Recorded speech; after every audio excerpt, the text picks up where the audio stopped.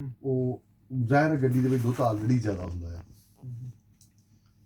ਮੈਂ ਉੱਥੋਂ ਉਹ ਥੋੜ੍ਹਾ ਜਿਹਾ ਬੈਂਡ ਸੀਗਾ, ਕਾਰਨਰ ਦੇ ਉੱਤੇ ਘਰ ਸੀ, ਉਹ ਛੋਟੀ ਛੋਟੀ ਦੀਵਾਰ ਸੀਗੀ, ਕੋਈ 4-4 5-5 ਫੁੱਟ ਦੀ ਹੋਊਗੀ।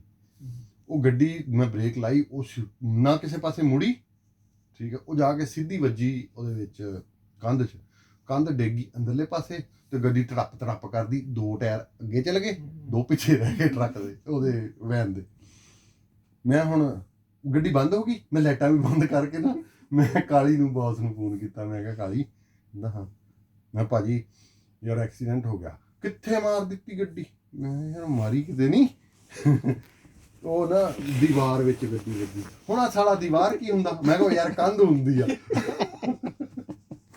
ਉਹ ਸਰਦਾਰ ਉਹਨੂੰ ਨਹੀਂ ਸੀ ਨਾ, ਉਹਨਾਂ ਨੂੰ ਇਹ ਉਰਦੂ ਦਾ ਲਫ਼ਜ਼ ਆ ਨਾ ਦੀਵਾਰ। ਮੈਂ ਕਿਹਾ ਯਾਰ ਦੀਵਾਰ 'ਚ ਗੱਡੀ ਵੱਜ ਗਈ। ਹੁਣ ਕਹਿੰਦਾ ਸਾਲਾ ਦੀਵਾਰ ਕੀ ਹੁੰਦਾ? ਮੈਂ ਕਿਹਾ ਕੰਧ ਹੁੰਦੀ ਆ। ਕਿਹਦੀ ਕੰਧ ਢਾਤੀ? ਮੈਂ ਕਿਹਾ ਗੱਡੀ ਹੁਣ ਤੇਰੀ ਡਰਾਈਵੇਬਲ ਆ? ਮੈਂ ਕਿਹਾ ਹਾਂ ਗੱਡੀ ਤੇ ਚੱਲ ਸਕਦੀ ਆ। ਤਾਂ ਹੁਣ ਕੋਈ ਆਇਆ ਬਾਹਰ ਨੂੰ? ਮੈਂ ਕਿਹਾ ਨਹੀਂ ਕੋਈ ਨਹੀਂ ਆਇਆ। ਤਾਂ ਗੱਡੀ ਚੱਲ ਜੂਗੀ? ਮੈਂ ਕਿਹਾ ਮੈਨੂੰ ਉਮੀਦ ਆ ਚੱਲ ਜੂਗੀ। ਬਾਹਰ ਨੂੰ ਨਿਕਲੇ? ਮੈਂ ਕਿਹਾ ਅੱਧੀ ਅੰਦਰ ਆ, ਜਾਣੀ ਕਿ ਦੀਵਾਰ ਦੇ ਅੱਧੀ ਬਾਹਰ ਆ। ਹਾਂ ਤਾਂ ਤੂੰ ਟਰਾਈ ਕਰ, ਹੁਣ ਤੂੰ ਇੱਥੇ ਵੇਟ ਕਰਦਾ ਵੀ ਤੈਨੂੰ ਬਾਹਰ ਆ ਕੇ ਫੜ ਲੈਣ। ਤੂੰ ਹੁਣ ਇੱਦਾਂ ਕਰੀ, ਇਹਨੂੰ ਗੱਡੀ ਨੂੰ ਨਾ ਦੂਰ ਖੜੀ ਕਰਕੇ ਆ ਕੇ ਨਾ ਇੱਕ ਖਾਲੀ ਕਾਗਜ਼ ਐ ਸਿੱਟ ਦੀ, ਪੇਪਰ, ਤਾਂ ਉਹਨਾਂ ਨੂੰ ਲੱਗੂਗਾ ਕਿ ਆਪਣੀਆਂ ਡਿਟੇਲਾਂ ਸਿੱਟ ਕੇ ਗਿਆ। ਜੇ ਕੈਮਰਾ ਹੋਇਆ ਤਾਂ, ਨਾ ਹੋਇਆ ਤਾਂ ਕਹਿੰਦਾ ਮੋਜਾਂ ਦੇ ਦੀ। ਉਹ ਗੱਡੀ ਜੋ ਕਾਰਨਰ ਵੱਜਿਆ ਨਾ, ਤਾਂ ਉਹਦਾ ਜਿਹੜਾ ਅਗਲਾ ਉਹ ਵਿੰਗ ਸਪੈਨ ਉਹ ਹੁੰਦਾ ਨਾ ਲਾਈਟ ਦੇ ਨਾਲ, ਉਹ ਟੁੱਟ ਕੇ ਬਾਹਰ ਨੂੰ ਆ ਗਿਆ ਥੋੜਾ ਜਿਹਾ ਨਾ, ਯਾਨੀ ਕਿ ਕੋਈ 2-3 ਇੰਚ ਇਸ ਤਰ੍ਹਾਂ। ਮੈਂ ਉੱਥੋਂ ਡਿਲੀਵਰੀ ਕਰਦਾ ਬ੍ਰਾਈਟਨ ਚਲਾ ਗਿਆ। ਬ੍ਰਾਈਟਨ ਜਾ ਕੇ ਮੈਂ ਲਾਈਟਾਂ ਤੇ ਖਲਤਾਂ ਦੇ ਸਾਹਮਣੇ ਪੁਲਿਸ ਵਾਲਿਆਂ ਦੀ ਗੱਡੀ ਦੂਸਰੀ ਸਾਈਡ ਤੇ ਖਲਤੀ ਹੈ, ਜਿਹੜੀ ਇੱਧਰ ਨੂੰ ਜਾਣੀ ਸੀ, ਮੈਂ ਇੱਧਰ ਨੂੰ ਜਾਣਾ ਸੀ। ਉਹਨੇ ਕਿਤੇ ਜਾਣੀ ਕਿ ਨਾ ਉਹ ਬੰਦੇ ਦਾ ਆਈ ਕਾਂਟੈਕਟ ਨਹੀਂ ਹੁੰਦਾ, ਉਹ ਹੋਇਆ ਨਾ ਮੇਰਾ ਉਹਦੇ ਨਾਲ। ਮੈਂ ਜ਼ਾਹਿਰ ਆ ਜਿਹਨੂੰ ਡਰ ਹੁੰਦਾ ਨਾ ਉਹ ਪੁਲਿਸ ਵਾਲ ਜ਼ਰੂਰ ਦੇਖਦਾ। ਮੈਂ ਕਿਹਾ ਕਿਤੇ ਨਾ ਪੁਲਿਸ ਵਾਲੇ ਕੋਈ ਪੰਗਾ ਨਾ ਪਾਉਣ। ਪਰ ਮੈਨੂੰ ਉਦੋਂ ਹੀ ਸ਼ੱਕ ਪੈ ਗਿਆ ਕਿ ਉਹਨੇ ਨਾ ਕੋਈ ਕਰ ਦਿੱਤਾ ਕੰਮ। ਅਜੇ ਮੈਂ ਕੋਈ 1 ਕਿਲੋਮੀਟਰ ਵੀ ਨਹੀਂ ਗਿਆ ਹੋਣਾ, ਤਾਂ ਪੂਰੇ ਬ੍ਰਾਈਟਨ 'ਚ ਚੀਕੋ ਪਾ ਪਈ ਟਿਨੀ ਪਾਪਾ ਹੋਵੇ ਆ ਪੁਲਿਸ ਵਾਲਿਆਂ ਦੀ। ਮੈਨੂੰ ਪਹਿਲੇ ਲੱਗੇ ਕਿ ਜਾਂ ਤਾਂ ਕੋਈ ਕੰਮ ਵੱਡਾ ਪੈ ਗਿਆ ਇੱਥੇ। ਮੈਂ ਆਪਣੇ ਵੱਲੋਂ ਇਹ ਸੋਚਣ ਡਿਆ ਵੀ ਇੱਥੇ ਕੋਈ ਕੰਮ ਚੰਗਾ ਟਿਕਾਵਾਂ ਪਿਆ। ਇਹ ਨਹੀਂ ਪਤਾ ਕਿ ਪੁਲਿਸ ਮੈਨੂੰ ਹੀ ਲੱਭਦੀ ਫਿਰਦੀ ਹੈ। ਮੈਂ ਜਿਹੜਾ ਨਾ ਉਹਨਾਂ ਦਾ ਸ਼ੋਰ ਰੋਡ ਉੱਥੇ, ਯਾਨੀ ਕਿ ਸਾਹਮਣੇ ਸਮੁੰਦਰ ਆ, ਇੱਧਰਲੇ ਪਾਸੇ ਹੋਟਲ ਬਣੇ ਆ ਸਾਰੇ। ਮੈਂ ਉਹਦੇ ਤੇ ਜਾ ਰਿਹਾ, ਪਿੱਛੇ ਪੁਲਿਸ ਵਾਲੇ ਆਏ ਤੇ ਉਹਨਾਂ ਨੰਬਰ ਦੱਸਿਆ ਹੀ ਹੋਊਗਾ ਜ਼ਾਹਿਰ ਵੈਨ ਦਾ। ਤੇ ਮੈਂ ਆਪਣੇ ਵੱਲੋਂ ਉਹਨਾਂ ਨੂੰ ਰਾਹ ਦੇਣ ਡਿਆ, ਉਹ ਮੇਰੇ ਪਿੱਛੇ ਹੀ ਰੁਕੀ ਜਾਂਦੇ ਆ। ਯਾਰ ਪਤਾ ਨਹੀਂ ਇੱਥੇ ਕੋਈ ਕੰਮ ਆ ਇਹਨਾਂ ਨੂੰ। ਇਹ ਨਹੀਂ ਪਤਾ ਮੈਨੂੰ ਰੋਕਦੇ। ਮੈਂ ਨਾਲ ਹੀ ਬ੍ਰੇਕ ਲਾਈ, 2 ਨਸ਼ੇ ਆਏ, ਇੱਕ ਗਿਆ ਕਹਿੰਦਾ ਦੈਟਸ ਦਾ ਵਨ। ਮੈਂ ਕਿਹਾ ਲੈ ਵੀ ਮੈਂ ਹੀ ਆ। ਮੈਨੂੰ ਆ ਕੇ ਨੇ ਪੁੱਛਿਆ, ਹਾਂ ਮੈਂ ਸਾਰੀ ਉਹਨੂੰ ਸਟੋਰੀ ਦੱਸੀ। ਉਹਨੂੰ 2 ਗੱਲਾਂ ਮੇਰੀਆਂ ਨਾ ਗਲਤ ਲੱਗੀਆਂ, ਜਾਂ ਮੈਂ ਉਹਨੂੰ ਫੀਲ ਕਰਦਾ ਵਾਂ ਕਿ ਉਹਨੂੰ 2 ਗਲਤ ਲੱਗੀਆਂ। ਉਹਨੇ ਇੱਕ ਤਾਂ ਮੈਨੂੰ ਜਿਹੜਾ ਇਮੀਗ੍ਰੇਸ਼ਨ ਵਾਲਾ ਸਵਾਲ ਪੁੱਛਿਆ ਕਿ ਤੂੰ ਕਿੱਦਾਂ ਆਇਆ? ਮੈਂ ਕਿਹਾ ਜਹਾਜ਼ ਤੇ ਆਇਆ। ਨਹੀਂ, ਉਹਨੇ ਕਿਹਾ ਵੀਜ਼ਾ ਸੀ ਦੱਸ। ਮੈਂ ਕਿਹਾ ਮੈਂ ਸਟੂਡੈਂਟ ਹਾਂ। ਫਿਰ ਉਹ ਤੇ ਹਜੇ ਸਿਲਸਿਲਾ ਸੀਗਾ ਹੀ। ਕਹਿੰਦੇ ਤੈਨੂੰ ਪਤਾ ਸੀ ਕਿਉਂ ਰੋਕਿਆ ਤੈਨੂੰ? ਮੈਂ ਕਿਹਾ ਨਹੀਂ ਮੈਨੂੰ ਨਹੀਂ ਪਤਾ, ਤੇਰੀ ਗੱਡੀ ਡੇਂਜਰਸ ਆ। ਕਿ ਅਗਰ ਇਹ ਕਿੱਥੇ ਵੱਜੀ ਆ? ਇਹ ਸਾਡੀ ਕੰਪਨੀ ਦੇ ਵਿੱਚ ਹੀ ਵੱਜੀ ਸੀ, ਠੀਕ ਹੈ।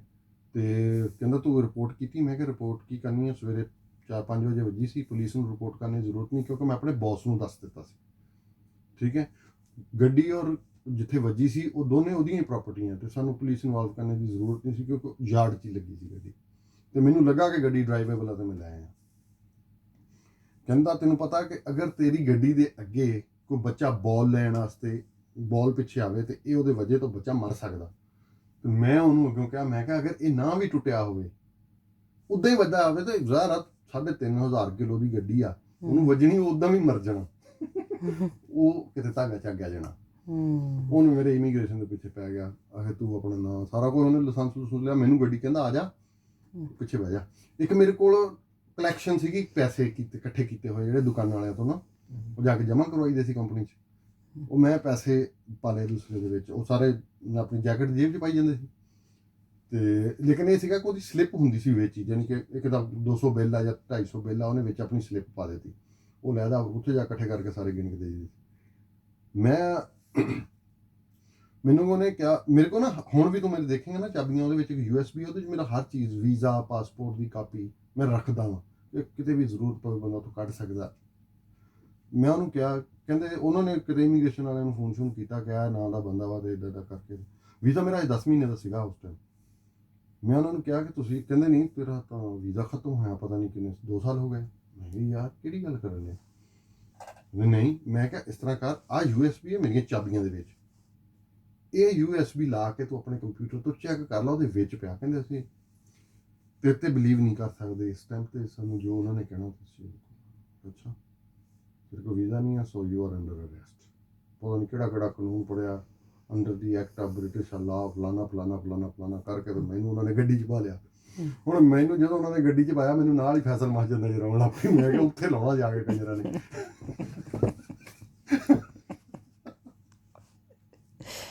ਮੈਂ ਕਿਹਾ ਲੈ ਵੀ ਜਿਹਨਾਂ ਗਏ ਆ ਹੁਣ ਉਹ ਮੈਨੂੰ ਲੈ ਗਏ, ਕਿਉਂਕਿ ਵਿੱਚ ਜ਼ਾਹਿਰ ਦਿਲ ਚੋਰ ਤੇ ਹੁੰਦਾ ਬੰਦਾ, ਜਦੋਂ ਜ਼ਾਹਿਰ ਸਟੂਡੈਂਟ ਵੀਜ਼ੇ ਤੇ ਆਏ ਹੋ ਤੁਸੀਂ 40 ਘੰਟੇ ਕੰਮ ਕਰਨੇ।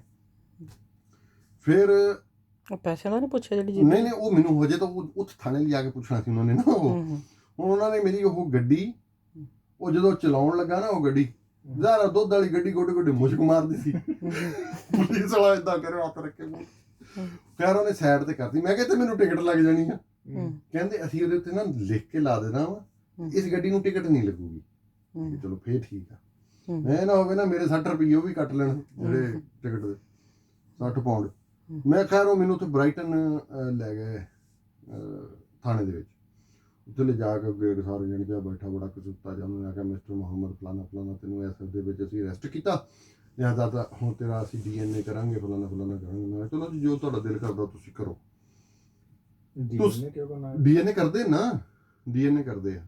ਤੁਸੀਂ ਕਿਸੇ ਵੀ ਕ੍ਰਾਈਮ ਦੇ ਵਿੱਚ ਇਨਵੋਲਵ ਪਹਿਲੇ ਹੋਏ ਹੋ, ਠੀਕ ਹੈ, ਤੁਹਾਡਾ ਉੱਥੋਂ ਕੋਈ DNA ਉਹਨਾਂ ਨੇ ਕਲੈਕਟ ਕੀਤਾ ਹੋਵੇ, ਹੁਣ DNA ਕੀਤਾ ਤੇ ਉਸ DNA ਨਾਲ ਅਗਰ ਮੈਚ ਹੋ ਗਿਆ ਤਾਂ ਤੁਹਾਨੂੰ ਉਸ ਕੇਸ 'ਚ ਵੀ ਫੜ ਲੈਣਾ। ਮੋਟਰਵੇ ਵਾਲੇ ਏਦਾਂ ਹੀ ਖੜਾ ਹੋਇਆ ਸੀ। ਹਾਂਜੀ ਉਹ ਮੋਟਰਵੇ ਵਾਲਾ ਜਿਹੜਾ ਲਾਹੌਰ ਦੇ ਵਿੱਚ ਹੋਇਆ ਸੀ। ਉਹ ਹੋਇਆ ਉਹਨਾਂ ਨੇ ਜੀ ਮੇਰੇ ਕੱਪੜੇ ਮੈਨੂੰ ਕਹਿੰਦੇ ਆਪਣੇ ਲਾ ਦੇ ਸਾਰੇ, ਸਿਰਫ ਬੈਲਟ ਵੀ ਲਾ ਦੇ। ਮੈਂ ਯਾਰ ਬੈਲਟ ਤਾਂ ਲੱਗ ਰਹਿੰਦਾ, ਮੇਰੀ ਜੀਨ ਥੋੜੀ ਢਿੱਲੀ ਡਿੱਗ ਪੈਣੀ ਹੈ। ਕਹਿੰਦੇ ਨਹੀਂ ਤੂੰ ਇਹਦੇ ਨਾਲ ਫਾਂਸੀ ਲੈ ਸਕਦਾ, ਯਾਨੀ ਕਿ ਯੂ ਕੈਨ ਹੈਂਗ ਯੋਰਸੈਲਫ। ਮੈਂ ਕਿਹਾ ਮੈਂ ਪਾਗਲ ਆ, ਮੈਂ ਆਪਣੇ ਆਪ ਨੂੰ ਹੈਂਗ ਕਰੂੰਗਾ। ਕਹਿੰਦੇ ਨਹੀਂ। ਉਹਨਾਂ ਨੇ ਬੜਾ ਵੈਸੇ ਕਹਿੰਦੇ, ਮੈਂ ਯਾਰ ਠੰਡ ਲੱਗਣ ਦੀ, ਸਰਦੀਆਂ ਸੀਗੀਆਂ, ਫਰਵਰੀ ਦੇ ਮਹੀਨਾ, ਤੇ ਮੈਂ ਕਿਹਾ ਠੰਡ ਲੱਗਦੀ। ਕਹਿੰਦੇ ਤੈਨੂੰ ਅਸੀਂ ਬਲੈਂਕਟ ਵੀ ਦਿਆਂਗੇ, ਤੈਨੂੰ ਇੱਕ ਕੋਜ਼ੀ ਰੂਮ ਦੇ ਵਿੱਚ ਅਸੀਂ ਰੱਖਾਂਗੇ, ਤੂੰ ਟੈਨਸ਼ਨ ਨਾ ਲੈ, ਠੰਡ ਦਾ ਜੁਮਾ ਸਾਡਾ। ਖੈਰ ਮੈਂ ਉਹਨੇ ਮੇਰਾ ਸਾਰਾ ਕੋਈ ਡਿਟੇਲ ਨਾਲ ਲਿਖਿਆ। ਮੈਂ ਉਹਨੂੰ ਕਹੀ ਜਾਣ ਡਿਆ, ਜਿਹਨੇ ਮੇਰਾ FIR ਜੀ ਉਹ ਦਰਜ ਕਰਦੇ ਨਾ ਸੇਮ ਟਾਈਮ ਜਾ ਕੇ, ਮੈਂ ਉਹਨੂੰ ਸਾਰੀ ਗੱਲ ਦੱਸੀ। ਮੈਂ ਕਿਹਾ ਯਾਰ ਮੇਰਾ ਆਹ USB ਹੈ, ਇਹਦੇ ਵਿੱਚ ਤੁਸੀਂ ਕਰ ਲਓ ਸਾਰਾ ਕੁਝ।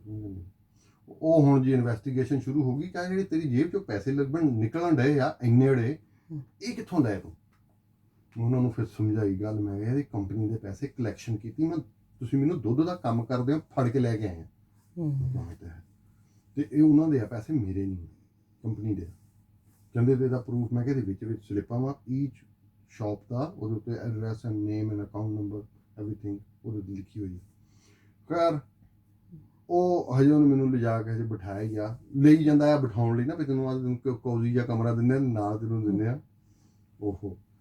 ਤੇ ਉਹਨਾਂ ਨੇ ਕਿਹਾ ਜੀ ਇਮੀਗ੍ਰੇਸ਼ਨ ਅਫੀਸ਼ੀਅਲਸ ਔਨ ਦਾ ਵੇ ਆ। ਚਲੋ ਹੁਣ ਫੜੇ ਤਾਂ ਗਏ, ਹੁਣ ਕੀ ਹੋ ਸਕਦਾ। ਲੈ ਤੂੰ ਯਕੀਨ ਕਰ, ਹਜੇ ਉਹ ਮੈਨੂੰ ਕਮਰੇ ਤੱਕ ਨਹੀਂ ਲੈ ਕੇ ਪਹੁੰਚਿਆ ਉਹ, ਠੀਕ ਹੈ। ਉਹ ਜਿਹੜਾ ਉਹ ਮੋਟਾ ਜਿਹਾ ਲਿਖਣ ਡਿਆ ਸੀ ਨਾ, ਉਹਨੇ ਫਿਰ ਕਿਤੇ ਰਾਬਤਾ ਕੀਤਾ ਉਹਨਾਂ ਨਾਲ, ਤੇ ਉਹਨੇ ਸਾਰਾ ਕੁਛ ਮੇਰਾ ਦੱਸਿਆ। ਉਹ ਮੈਨੂੰ ਕਹਿੰਦਾ, ਉਹਨੂੰ ਆਵਾਜ਼ ਮਾਰੀ ਵੀ ਇਹਨੂੰ ਲੈ ਆ ਵਾਪਸ ਲੈ ਕੇ ਆਉਂਦਾ। ਹਾਂਜੀ ਕਹਿੰਦਾ ਯਾਰ ਵੀ ਰੀਅਲੀ ਅਪੋਲੋਜਾਈਜ਼ ਕਿ ਸਾਡਾ ਨਾ ਤੇਰਾ ਕੋਲ ਨੇਮ ਮਿਸਟੇਕ ਦੇ ਵਿੱਚ ਨਾ ਉਹ ਆ ਗਿਆ ਕਿ ਤੇਰੇ ਕੋਲ ਵੀਜ਼ਾ ਹੈਗਾ ਅਕਤੂਬਰ ਤੱਕ ਦਾ, ਸੋ ਵੀ ਰੀਅਲੀ ਅਪੋਲੋਜਾਈਜ਼। ਮੈਂ ਹੁਣ ਕਾਹਦੀ ਅਪੋਲੋਜਾਈਜ਼, ਮੇਰਾ ਮੈਂ ਆਪਣੀਆਂ ਜਿਹੜੀਆਂ 4 ਦੁਕਾਨਾਂ ਰਹਿੰਦੀਆਂ ਸੀ ਉਹਨਾਂ ਨੂੰ ਦੁੱਧ ਦੇ ਕੇ ਮੈਂ ਘਰ ਨੂੰ ਚੱਲ ਜਾਂਦਾ ਸੀ। ਤੁਸੀਂ ਮੇਰੀ ਦਿਹਾੜੀ ਕੱਢਦੀ, ਦਿਹਾੜੀ ਨੂੰ ਛੱਡੋ, ਜਿਹੜਾ ਮੇਰਾ ਤਰਾਹ ਕੱਢਿਆ ਸਾਲਿਓ।